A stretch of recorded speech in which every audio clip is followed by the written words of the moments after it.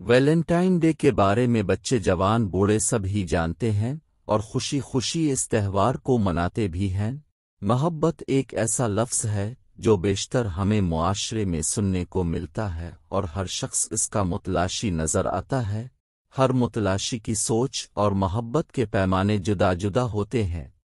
جب ہم اسلامی تعلیمات کا مطالعہ کرتے ہیں تو یہ بات چڑھتے سورج کے مانند واضح ہوتی ہے کہ اسلام محبت اور اخوت کا دین ہے۔ اسلام یہ چاہتا ہے کہ تمام لوگ محبت، پیار اور اخوت کے ساتھ زندگی بسر کریں۔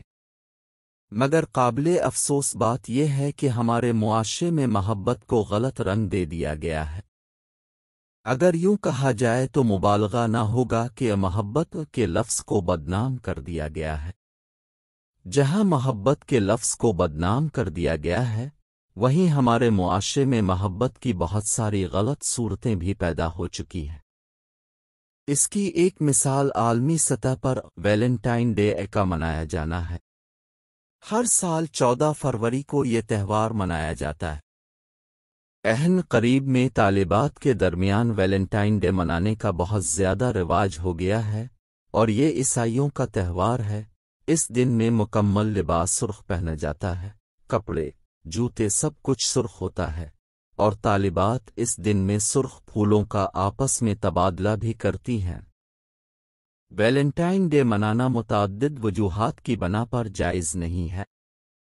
پہلی وجہ، یہ ایک بدعت تہوار ہے جس کی شریعت میں کوئی اجازت نہیں۔ دوسری وجہ، اس کی وجہ سے عشق اور دیوانگی جنم لیتی ہے۔ تیسری وجہ، اس کی بنا پر دل غیر اخلاقی چیزوں میں مبتلا ہو جاتا ہے جو کہ طرح سلف صالحین کے بالکل مخالف ہے۔ کیا کبھی کسی عیسائی نے عید الفطر ادا کی؟ کسی ہندو نے عید الاضحیٰ پر قربانی دی؟ کسی یہودی نے ماہ رمضان میں روزے رکھے؟ اپنے ایسا کبھی نہ دیکھا اور نہ سنا، اور یہ حقیقت ہے۔ ایسا کبھی نہیں ہو سکتا، تو پھر ہم یہ فرسودہ اور بیہودہ رسم بحیثیت مسلمان جس کو ویلنٹائن ڈے کہا جاتا ہے کیوں منا رہے ہیں؟